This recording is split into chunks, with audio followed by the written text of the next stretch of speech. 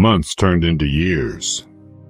The investigation stalled, but then an anonymous letter arrived at the police station. Police transcript. Letter reads, "You arrested the wrong man. The real killer walks free. Look for the missing locket." Dana Finnley. Rachel always wore a silver locket. It was never found. Detectives searched again. In a hidden compartment in Rachel's desk, they found the locket. Inside, a tiny scrap of paper with a single word.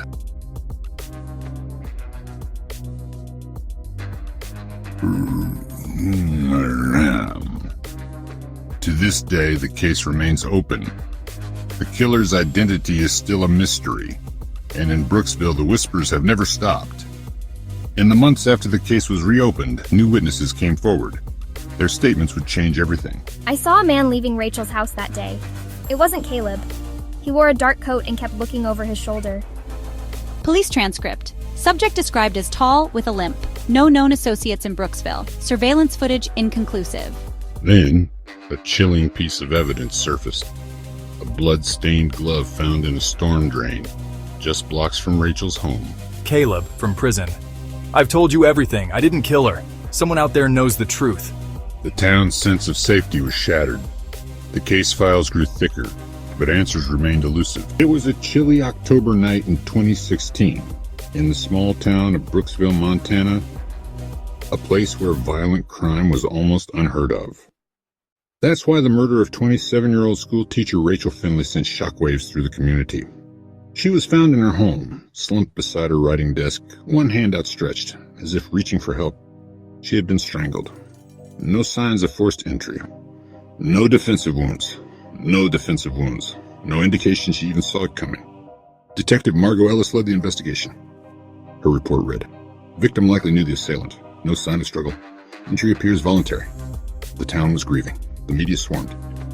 And within 48 hours, police had a suspect. A 32-year-old handyman named Caleb Rowe. He had been seen at Rachel's home just 2 days earlier, installing shelves in her study. His fingerprints were found on the doorknob, her coffee table, and chillingly, on the neck of a broken ceramic angel beside her body. When questioned, Caleb denied involvement. Yes, I was there. I did the job. I left at 3:15. She was fine. Police weren't convinced. He had no alibi for the time of death, which was estimated around 4 p.m. A neighbor, Jane Millard, told investigators, I saw his truck, around 4. I remember because Judge Judy had just started. That timeline put him at the scene. He was arrested, charged with second-degree murder, and after a swift trial, he was convicted. The town breathed a sigh of relief. Justice had been served, or so it seemed. Until 3 years later, a voicemail was discovered, a forgotten message buried in Rachel's cloud storage. It was time-stamped 4:17 p.m., the same day she died. Okay, stop. You need to leave. This is not okay anymore. I said we were talking, Rachel. Now sit. I'm going to tell them. I mean it. The voice didn't match Caleb Rowe. And the biggest twist? The voicemail had never been pulled in evidence. Detective Ellis admitted in a follow-up interview. It was a missed file, somehow never reviewed. That voice is not Caleb's. Suddenly, everything was in question. New forensic analysis confirmed the voice was male. Deep, confident, slight accent. Rachel's sister, Dana Finnley, broke down on camera. I knew it. I knew Caleb didn't do it. Rachel wasn't scared of him, but she was scared of someone. Investigators reopened the case quietly. They ran voice analysis against every male witness from the original investigation. No match. But a new lead came from an anonymous tip line. A woman claimed her ex-boyfriend had been obsessed with Rachel after meeting her at a town hall event in 2015. The man? Arthur Bellamy, a local insurance adjuster. Clean record. No ties to the crime. No reason to be a suspect, except Rachel had once filed a complaint about persistent messages from a client named Arthur. A complaint that mysteriously never made it past HR. When police visited Arthur's property, he refused to speak. No warrant. No charges. No arrest. Arthur's lawyer released a statement. My client has no connection to Miss Finnley's death and has fully cooperated to the extent required by law. Meanwhile, Caleb Rowe remains in prison. His appeal was denied due to insufficient new evidence, but many believed that voicemail was enough. Enough to shake the case. Enough to suggest the wrong man may be behind bars. And the real killer may still be out there. The voice on that message remains unidentified. No charges have been filed. And the last words Rachel ever spoke were to a man she clearly feared. A man who's never faced a courtroom. This is Vanished Whispers, True Crime. And in Brooksville, justice may still be waiting. The case seemed sealed. Until now. In the weeks following the denied appeal, Brooksville police quietly reopened the file. A new witness stepped forward, a neighbor, Mrs. Halverson, who lived just 2 doors down from Rachel Finnley. Let's listen to a portion of the official police transcript obtained exclusively for this report. Detective, Mrs. Halverson, you said you saw something the night Rachel Finnley died. Mrs. Halverson, yes. I was taking out the trash around 11. I saw a dark SUV parked across the street. A man was sitting inside, engine running. He wasn't from around here. Detective, did you see who got out? Mrs. Halverson, no, but about 15 minutes later, I heard a loud argument coming from Rachel's house. A man's voice, not Caleb's. I've known Caleb all his life. This was someone older, angry. The unsettling part? Security footage from a nearby gas station captured a matching SUV speeding away from the neighborhood at 11:27 p.m., just minutes before the time of death. Yet this evidence was never presented at Caleb Rowe's trial. Another neighbor, Mr. Singh, revealed he'd reported a similar vehicle to police weeks earlier, after seeing it parked outside Rachel's home late at night. His calls, he claims, went unreturned. Why were these leads ignored? Why was evidence left unexplored? As more witnesses come forward and the timeline unravels, pressure mounts on the authorities. Is Brooksville's darkest secret finally coming to light? Or will these new shadows only deepen the mystery? Stay with us, because the truth may be closer than ever before. But just as the town braced for long-awaited answers, a new revelation sent shockwaves through the investigation. During a routine review of the original evidence box, a detective uncovered a forgotten item, a damaged cell phone, found near the edge of Rachel Finnley's backyard. The phone's screen was shattered, its battery nearly dead, but digital forensics managed to recover one final audio recording, time-stamped at 11:23 p.m., just minutes before Rachel's death. Let's listen to the last lines of the police transcript, recorded as detectives gathered around the evidence table. Detective 1. The phone was never logged. Who missed this? Detective 2. Listen, there's an audio file. Play it. Rachel, why are you here? You have to leave, please. Forensics confirmed the voice did not match Caleb Rowe's, but as police reviewed the phone's metadata, they discovered something even more unsettling. Several files, photos and texts, had been remotely deleted at 11:28 p.m., seconds after the argument. Who had access to Rachel's phone after her death? And what were they trying to hide? Authorities released a statement acknowledging the new evidence, but stopped short of naming a suspect. The town of Brooksville is left with more questions than ever, as the case that once seemed so clear-cut now unravels into deeper uncertainty. In the words of one investigator, sometimes the closer you get to the truth, the darker it becomes. The mystery of Rachel Finnley's final moments remains unsolved. Stay with us. The answers may still be out there, waiting in the shadows. As Brooksville reeled from the shock of the missing minutes, a new voice stepped out of the shadows. 2 weeks after the discovery of Rachel Finnley's damaged phone, police received an unexpected call from a local resident, someone who had never spoken up until now. Meet Evelyn Carter, a night shift nurse who lives just across the street from the Finnley home. Evelyn's late hours and sharp memory would soon cast doubt on everything the town thought it knew about that night. Detective, Miss Carter, can you tell us what you saw on the night of May 7th? Evelyn Carter, it was just after 11. I just parked my car and was heading inside when I noticed someone on the sidewalk near Rachel's house, not Caleb. This person was taller, wearing a dark hooded jacket. They kept glancing at the Finnley's backyard like they were waiting for something. Detective, did you see where they went? Evelyn Carter, I lost sight of them for a minute, but then I heard a sharp sound, like something breaking. The figure ducked behind the fence. I thought it was odd, but I didn't want to get involved. Detective, you're certain it wasn't Caleb Rowe? Evelyn Carter. Positive. Caleb has a limp. This person moved quickly, almost running, and there was something shiny in their hand. I thought it might have been a phone. But Evelyn's account didn't just add a new suspect. She also handed over a time-stamped photo from her own security camera showing a blurry figure slipping past the Finnley mailbox at 11:24 p.m., just 1 minute after Rachel's final audio recording. The figure's clothing and height didn't match Caleb's description, contradicting earlier testimonies that placed Caleb as the only person near the house at that time. As detectives compared Evelyn's photo with the timeline, one thing became clear.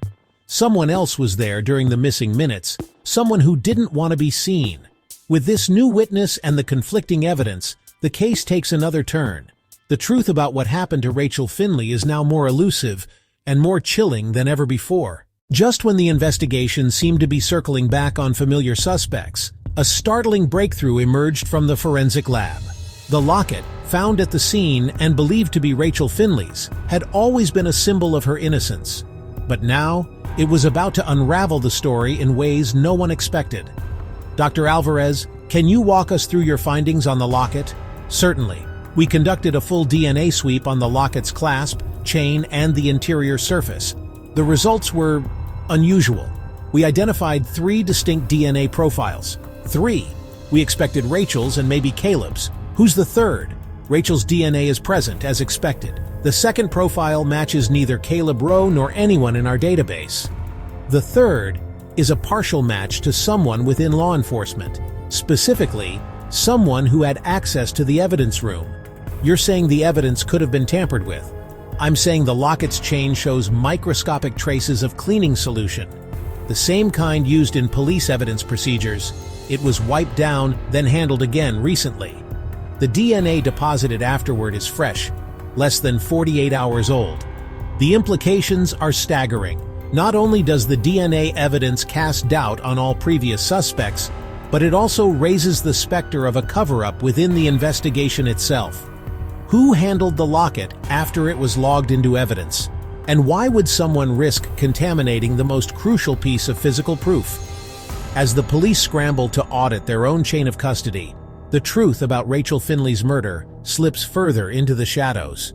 Was justice ever truly possible for Rachel, or has the real story been hidden by someone sworn to uncover it? The revelations surrounding the contaminated locket sent shockwaves through Brooksville's police department. But just as the internal audit deepened, another unexpected twist emerged. A former officer stepped forward, requesting to make a statement. Sound of a tape recorder clicking on. The hum of fluorescent lights. 2 voices, Detective Morgan and former officer James Keller. State your name for the record. James Keller, badge number 2473, former evidence technician, Brooksville PD. You understand why you're here, Mr. Keller? I do. I need to set things right. I mishandled evidence in the Finnley case. The locket. Go on. The night it was logged, I was under pressure. There were unofficial instructions to clean it before cataloging. I knew it was wrong. I tried to wipe it down, but when I put it back, I realized my gloves were torn. Some of my DNA must have transferred. I thought no one would ever check. Who gave you those instructions? I can't say. It wasn't an order, more like a suggestion from someone higher up, someone who didn't want the locket examined too closely. Did you see anyone else handle the locket after you? No, but I heard rumors about evidence being moved, about files disappearing. Keller's admission casts a dark shadow over the entire investigation. Was he a lone actor or just a pawn in a much larger game? And if the evidence was manipulated from within, how can anyone trust the conclusions drawn so far? As Brooksville reels from the confession, one question echoes louder than ever. If the truth was buried by those sworn to protect it, who really killed Rachel Finnley? The storm that swept through Brooksville has finally broken. In a somber courtroom, the town's most pivotal players gather, each carrying the weight of their choices. The air is thick with anticipation as Arthur's lawyer stands, holding a sealed envelope. The final piece of evidence recovered from a hidden vault. It's a letter, Rachel Finnley's own words, written the night she died. Arthur's innocence is laid bare. The letter reveals she was meeting someone she trusted, Detective Ellis. But Ellis, his hands trembling, confesses to his own secret. He had protected Rachel from her stalker Caleb, but never imagined it would end in tragedy. Dana Finnley, Rachel's mother, breaks down as she realizes the web of secrets that kept her daughter from justice. Caleb is brought into the light, his guilt undeniable. He admits to following Rachel that night, driven by obsession and jealousy. The truth, at last, is spoken. It was Caleb who confronted Rachel, and in a fit of rage, ended her life. As the gavel falls, closure washes over the courtroom. Tears and apologies mingle with relief. Justice, long denied, is finally served. The people of Brooksville are left to pick up the pieces, but a sense of hope lingers. For the first time in years, the sun rises on a town freed from its shadows. In the aftermath, Detective Morgan vows to rebuild trust in the department. Dana visits Rachel's grave, leaving the locket behind, a symbol that the past, though painful, no longer holds them captive. As the camera pans over Brooksville, its streets bathed in golden light, one message remains clear: even the darkest secrets cannot remain hidden forever, and in facing the truth, healing can finally begin. The echoes of the trial linger in Brooksville, casting long shadows over quiet streets. The town is changed, haunted by answers that came too late, and questions that may never be resolved. Yet as days pass, life stirs again. Neighbors gather in hushed groups, sharing glances and stories, some seeking closure, others still searching for the truth.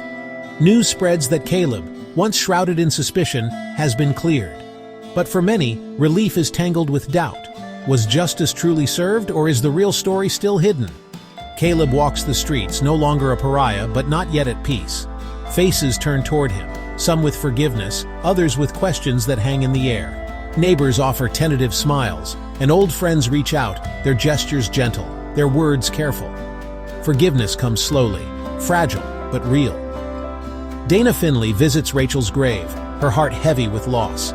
She kneels, tracing her sister's name, searching for comfort in the silence. She speaks softly of forgiveness and love, her words drifting on the morning air. Grief lingers, but it no longer cages her. Instead, it becomes a bridge, a way to remember and to hope. The locket she leaves behind glints in the sun, a symbol of memories cherished and pain released. Detective Ellis stands before the precinct's memorial wall, her reflection caught between light and shadow. Regret and resolve war on her face. She pens a letter of resignation, but cannot bring herself to leave. Instead, she chooses to stay, vowing to rebuild trust, no matter how long it takes. She starts a program for at-risk youth, determined to turn her remorse into redemption. The justice system, shaken by its own failings, holds public forums, inviting the voices of Brooksville to shape a future where no secret festers unchecked. The courthouse, once a symbol of division, stands open, its doors welcoming all who seek truth. Families gather in parks and at kitchen tables, sharing stories once hidden in silence. The community, scarred but resilient, learns that healing is not forgetting, but forging forward together. As the sun sets over Brooksville, hope rises, but so do the shadows. Some secrets remain, waiting for the light. The town, forever changed, discovers that even in the aftermath of tragedy, redemption is possible. Truth, though painful, has set some free. But in Brooksville, not every question has an answer, and not every shadow has lifted. Just as Brooksville begins to mend, a ripple of unease stirs the town once more. Late one evening, a weathered envelope arrives at the police station unsigned, addressed simply, "To those who seek truth." Inside is a letter from a figure known only as the Unseen Witness. The letter's words are chilling. The writer claims to have been near the scene on the night of Rachel's murder, hidden in the shadows, unseen by police or townsfolk. "I saw what no one else did," the letter reads, "and what I saw changes everything." Detective Ellis, her hands trembling, reads aloud the witness's account, a figure leaving the scene tall, limping, wearing a rain-soaked coat. The timing doesn't match Caleb's alibi, nor does it fit the testimony that once sealed his fate. The witness describes a muffled argument, a flash of silver in the moonlight, and a voice, unfamiliar, edged with desperation. The townspeople, just beginning to trust again, now whisper in anxious clusters. Who is this mysterious observer? Why come forward now? And what secrets still linger in Brooksville's quiet streets? Dana Finnley feels a fresh wave of dread. Could justice have been mistaken? Is another truth buried beneath the one they fought so hard to uncover? As suspicion settles and old wounds threaten to reopen, Detective Ellis, torn between hope and fear, resolves to follow this new lead no matter where it takes her or whom it implicates. The sun sets on Brooksville with questions hanging in the air and shadows lengthening once more. The promise of closure slips further away, replaced by a chilling certainty the truth is not finished with them yet. As the town reels from the anonymous letter, Dana Finnley, restless and unable to sleep, returns to her childhood home. In the quiet hush of Rachel's old bedroom, she searches for something, anything, that might bring her closer to her lost sister. Her hands brush against the back of Rachel's closet, and there, hidden beneath a loose floorboard, Dana finds a small battered diary. With trembling fingers, Dana opens the first page. The ink is smudged, the handwriting hurried and tense. The opening entry reads, "Lately, I feel like someone's always watching me. Even when I'm surrounded by friends, there's a chill I can't shake." Dana turns the pages, her breath catching on each word. Rachel's entries grow darker, more fragmented. "He says no one would understand, that it's safer if we keep it secret. But I'm scared. Sometimes I see him waiting outside after work, just standing there in the rain." A later entry reveals more. "Last night I heard footsteps outside my window. I wanted to call Dana, but what would I even say? I can't tell her about him, not yet, not until I'm sure." The words blur as Dana's tears fall silently onto the page. The diary hints at a secret relationship Rachel was hiding, one that brought her fear instead of comfort. The final entry, dated just days before her death, reads, "If anything happens to me, I hope someone finds this. I hope they understand. I never wanted any of this." The discovery of Rachel's diary rocks Dana to her core. The truth isn't just about justice for Rachel. It's about understanding her, seeing the pain she kept hidden from the world. As Dana clutches the diary to her chest, a new resolve hardens within her. The secrets Rachel left behind may be the only hope Brooksville has left for the answers it so desperately needs. And somewhere in the night, the past breathes again, its voice growing louder, its shadow growing longer. Just as the town begins to settle into the uneasy silence that follows Rachel's diary, Brooksville is jolted awake by a seismic breakthrough. In the sterile glow of the county forensics lab, a single technician lifts a sealed evidence bag inside, a scrap of fabric recovered from the crime scene. Weeks of testing, and now, finally, the results are in. Confirmed. We've got a DNA match. It's not who we thought. Triple checked. It's a direct hit. This isn't just contamination. This is our suspect. Detective Martinez's hands tremble as he reads the report. The name lighting up on the screen isn't the town's outcast, nor the estranged boyfriend everyone whispered about. Instead, it's someone respected, trusted, a face seen at every town hall, every bake sale. You're telling me this is Councilman Reed's DNA? It's conclusive. We need to bring him in, quietly. No leaks. News of the arrest spreads like wildfire. In the Finnley home, Dana's world shatters again. No, that can't be right. He was at our house all the time. He helped organize Rachel's vigil. How could he?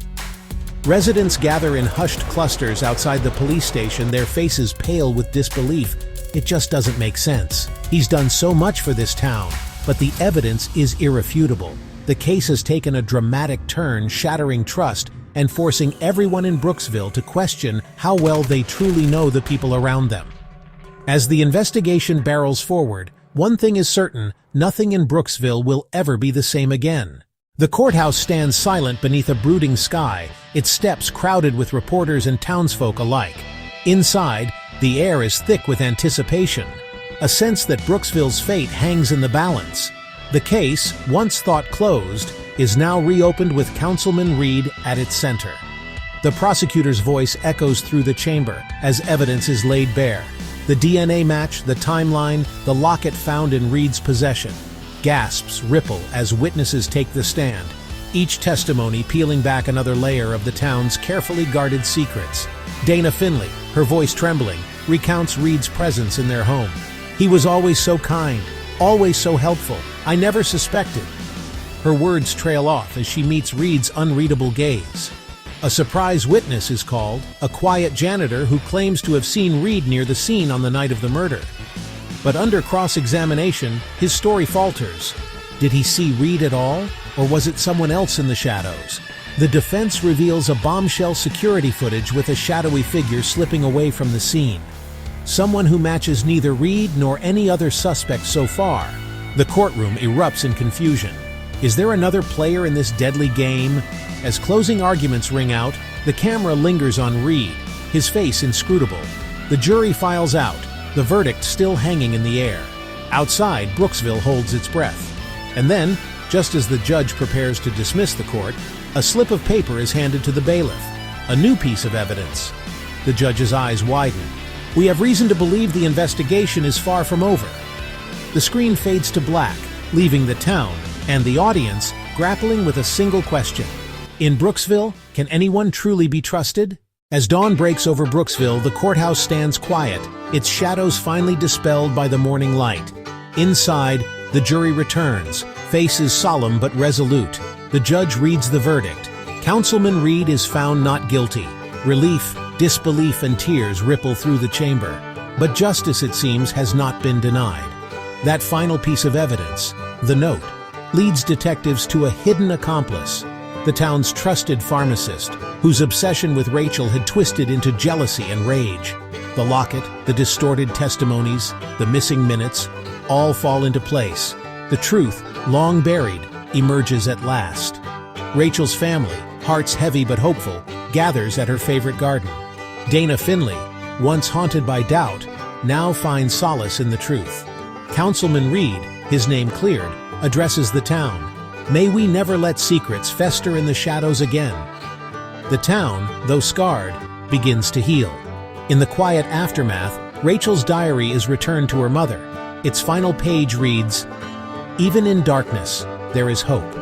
The townsfolk plant a tree in Rachel's memory, a living promise that Brooksville will choose honesty over silence.